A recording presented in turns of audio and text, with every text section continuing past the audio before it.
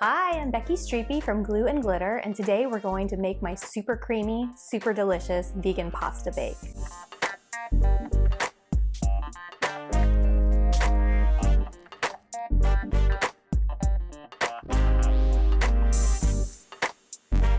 So y'all, this is a recipe that I came up with during our second week of sheltering in place. I'd had a rough day, had a little quick cry in the bathroom, and I decided that comfort food was in order. So I raided our pantry and I raided our freezer and I grabbed the last of the fresh spinach, and this is what I made. And hey, eating your feelings is delicious, and I thought I would share this recipe with y'all. In case you're still cooking from the pantry or the freezer when I release this video, I'm going to give you a few quick substitutions before we start, so that if you don't have fresh ingredients, you can use dried or frozen instead. If you don't have a fresh onion or fresh garlic, you can use dried. I would use a tablespoon of onion powder and 2 teaspoons of garlic powder to replace the onion and garlic.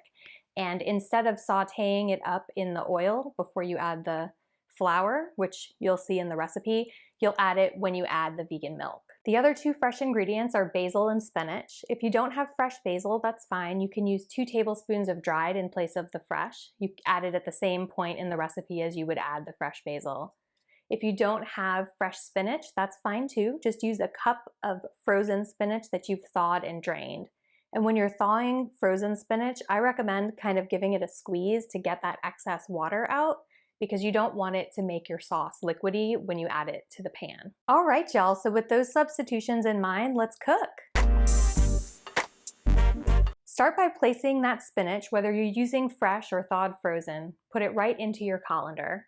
And then boil your pasta, and when it's time to drain the pasta, instead of pouring the pasta into an empty colander, you're going to be pouring that pasta and hot cooking water over the spinach. It's going to cook the spinach at the same time, so you don't have to cook it separately. And just kind of get in there with a spoon and give it a stir to further wilt the spinach. And then set that aside while you make the sauce. The other thing you'll want to prep in advance is the vegan chicken strips. Cook these according to the package directions. Vegan chicken strips can vary widely. You can find chicken style seitan in the refrigerator section. You can find it in the freezer section. So just follow the package directions to cook it. It doesn't have to be warm when you add it to the pan, so I would cook it at the beginning while you're making the pasta, and then set that aside as well for later. All right, so let's make that creamy basil sauce. Start by returning the same pot that you used to cook the pasta to the stove and heat some olive oil in there, and then add the onion and the garlic, and you want to cook those over medium-high until the onion starts to turn translucent. Once that happens, add 2 tablespoons of flour. You can use all-purpose flour, whole wheat, white wheat, or chickpea flour. Any of those will work. And then just lower the heat to medium-low and cook stirring for just a few minutes to toast the flour just a little bit. At this point, you'll add 2 cups of vegan milk. I would recommend using soy, oat, almond, or cashew. You want something thick. A rice milk is not going to work, and definitely something sweet like a vanilla or obviously chocolate. Do not do it. If you can find unsweetened, that's ideal, or a plain vegan milk is what you want. Next, add your basil. And now you will bump the heat up just ever so slightly. And at this point, you're trying to get the milk to simmer, and you want to stir it pretty frequently because it will kind of form a skin on top, just like dairy milk will if it comes to a boil and you're not attending to it. So just stir it frequently, keep checking in.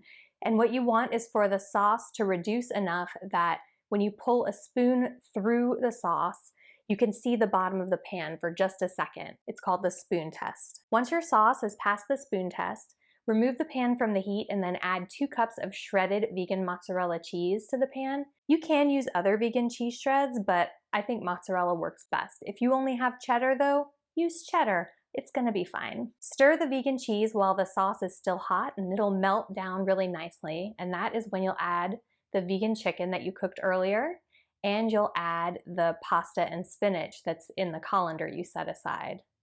Stir everything up so it gets a nice coating in that creamy basil-y sauce, and then stick the pan into the oven and bake it at 350 for 20 minutes.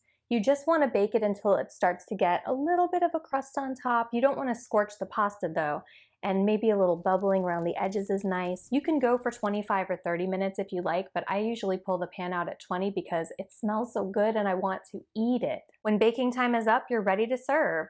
What I love about this dish is that it is a whole meal in one pot. You've got your grain, your protein, your veggies, it's all happening in there. No need to make anything to go with it.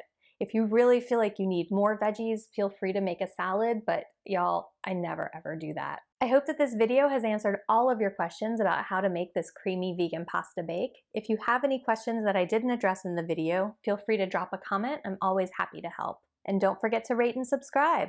Happy cooking!